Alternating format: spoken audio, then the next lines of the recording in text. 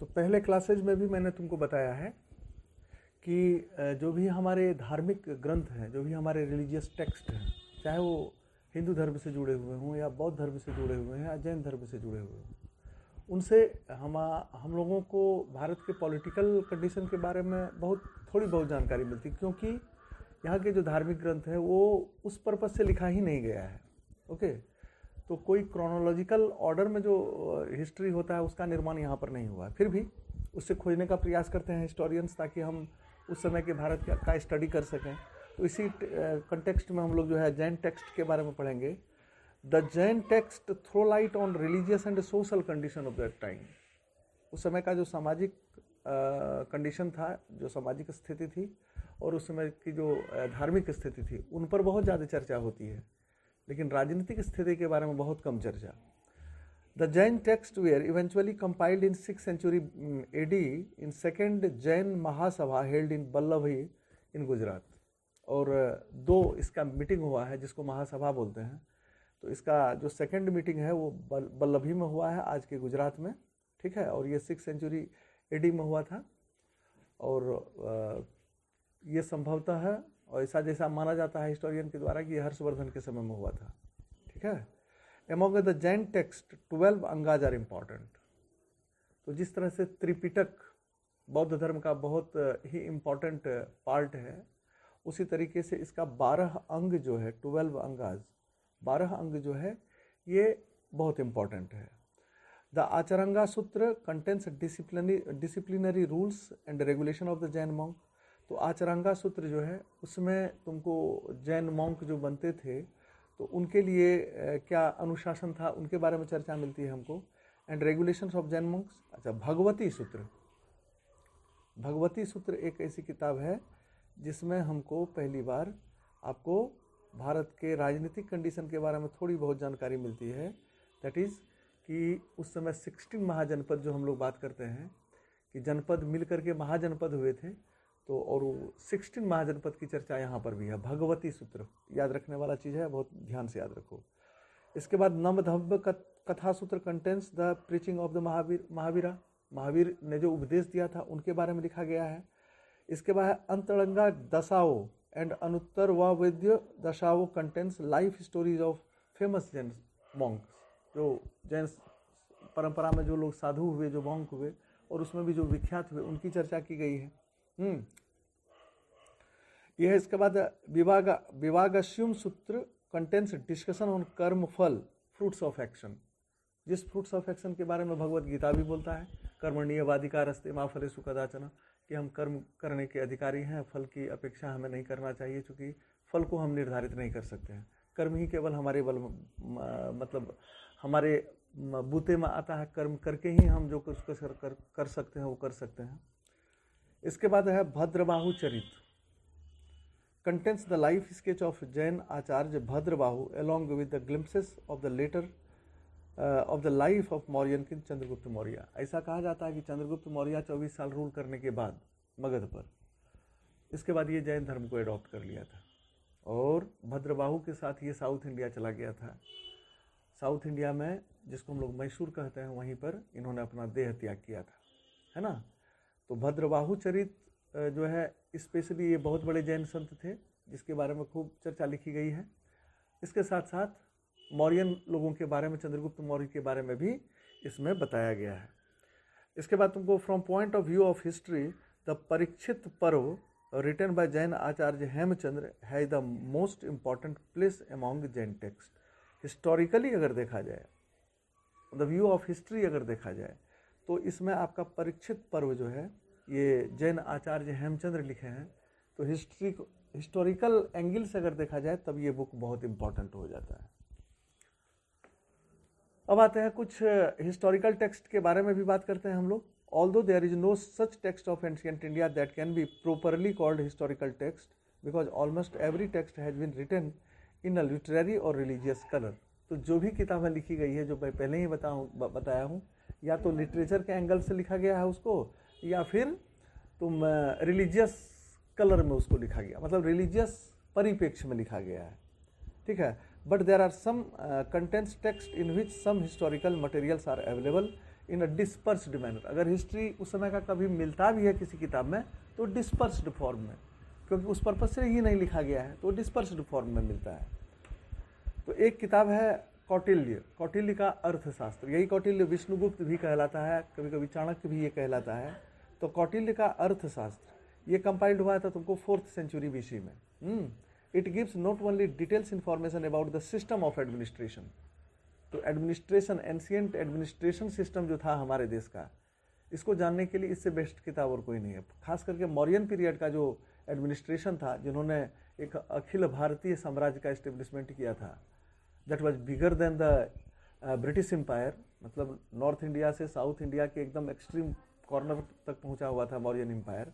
तो उसके एडमिनिस्ट्रेशन के बारे में इस किताब में लिखा गया है।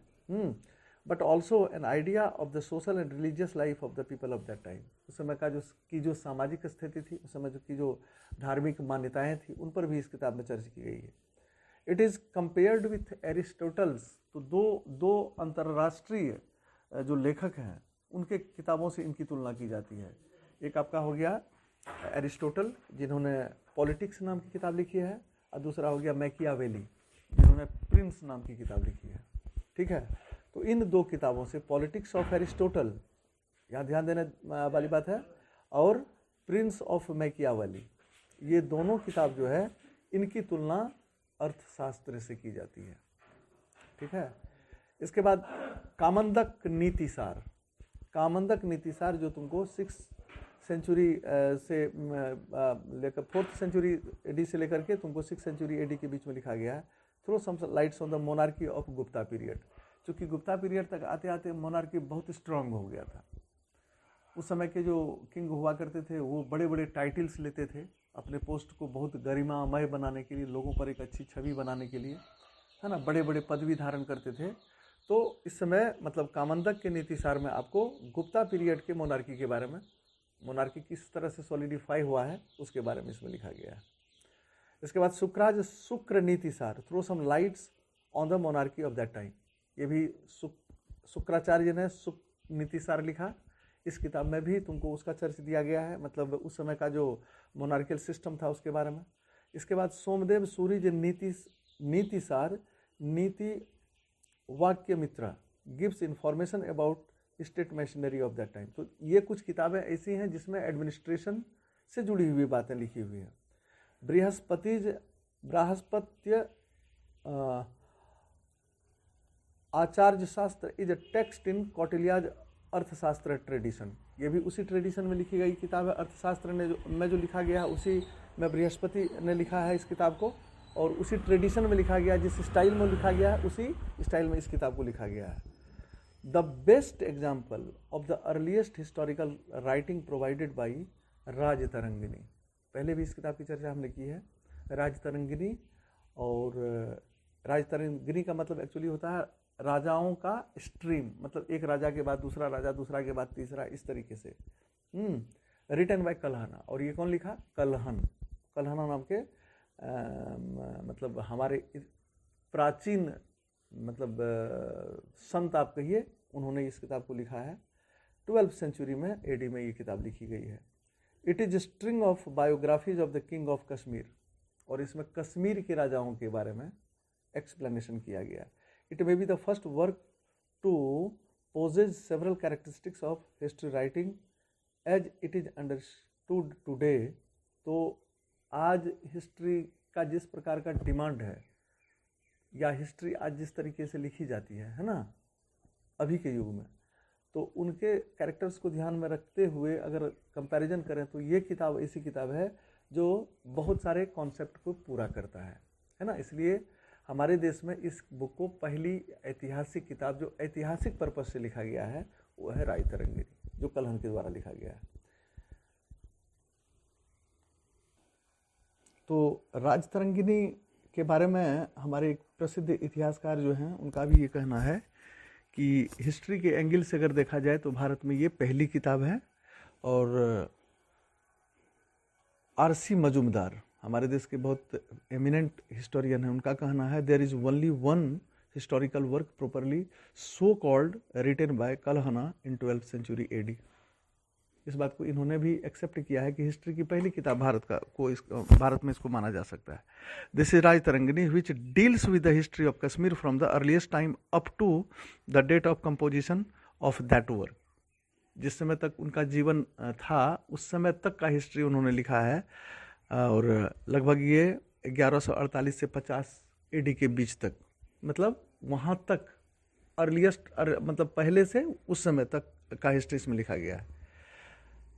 It assumes, however, a regular historical form only from 7th century AD, the earlier chapter being a midlay of confused traditions and fanciful imagination।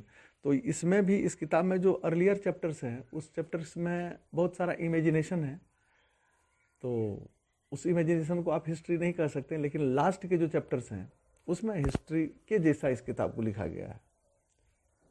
इसके बाद द क्रॉनिकल ऑफ गुजरात, जैसे प्रबंध कोश जो राजशेखर के द्वारा लिखा गया है, हमीर मद मर्दन जो कि जय सिंह के द्वारा लिखा गया है, तेजपाल प्रशस्ति जो वास्तुपाल के द्वारा लिखा गया है, प्रबंध चिंतामणि जो कि मेरुतंग के द्वारा लिखा गया है, throw light on the history of Gujarat. ये आपका रीजनल हिस्ट्री से कनेक्टेड बुक्स हुआ जिसका नाम मैंने लिया। मैं एक बार फिर इसका नाम लेता हूँ। इनमें पहला हो गया आपका प्रबंध कोश जो राजशेखर के द्वारा लिखा गया है, हमीर मद मर्दन जो कि जय सिंह के द्वारा लिखा गया है, तेजपाल प्रशस्ति जो वास्तुपाल के द्वारा लिखा गया है, प्रबंध चिंतामणि जो मेरुतुंग के द्वारा लिखा गया है। तो इससे हमको हिस्ट्री का, रीजनल हिस्ट्री ऑफ गुजरात का पता चलता है, जिस तरह से कश्मीर का कलहन के बुक्स के द्वारा पता चलता है। The most remarkable text among the chronicle of Sindh is Chachnama. Sindh के बारे में जो जानकारी हमको मिलती है, हिस्टोरिकल एविडेंस जो मिलता है वो चचनामा से मिलता है। In 8th century AD Qazi Ismail Qazi of Alor appointed by Muhammad bin Qasim wrote a book namely Tarikh e Sindh wa Hind, history of Sindh और हिंद इन अरेबियन लैंग्वेज। तो अरेबियन लैंग्वेज में अर्लियर इस बुक को लिखा गया था, which is translated in Persian language by the name of Chachnama by Ali bin Hamid Kufi in 1216 AD, है ना। इस नाम से इसको मतलब ट्रांसलेट किया गया है तुमको। सबसे पहले पर्शियन लैंग्वेज में, अरेबिक में था तो उसको पर्शियन लैंग्वेज में ट्रांसलेट किया गया है। हाँ, the Chachnama is also known as Fatehnama e Sindh. It provides details description of Muhammad bin Qasim Sindh conquest in 1711-12 AD। तो भारत पर पहला जो अरब इन्वेजन हुआ है वो किसके द्वारा हुआ है? मोहम्मद बिन कासिम के द्वारा। Muhammad bin Qasim actually son in law था, जो उस समय बगदाद के जो ये थे, मतलब खलीफा थे, जिसका नाम हज्जाज था। उसी का ये भतीजा भी था और सन इन लॉ भी दोनों था, दामाद भी था। तो उन्हीं के डायरेक्शन में इन्होंने सिंध पर अटैक किया था, सबसे पहला अटैक। तो पहला अरेबियन अटैक, पहला अरब अटैक जो है हमारे देश पर, क्योंकि सिंध भी उस समय भारत का पार्ट था, तो सिंध पर अटैक किया गया था। उस समय वहाँ का किंग दाहिर था जो बहुत इजीली हार गया और सिंध पर उन्होंने अपना कब्जा जमा लिया और वो अरेबियन एम्पायर का पार्ट भी हो गया। उस समय का जो अरेबियन एम्पायर था उसका पार्ट हो गया। तो this is the first invasion. ये ऑब्जेक्टिव क्वेश्चन के लिए बहुत बढ़िया है। तो सिंध, मतलब Muhammad bin Qasim was the first Arabian invader who invaded Sindh and captured it, है ना। तो इसके बारे में सारे जानकारी आपको ये चचनामा बुक जो है तो सिंध की हिस्ट्री को रिफ्लेक्ट करता है कि किस तरह से सिंध मोहम्मद बिन कासिम के द्वारा अटैक किया गया, किस तरह से इसको अपने कब्जे में लाया गया।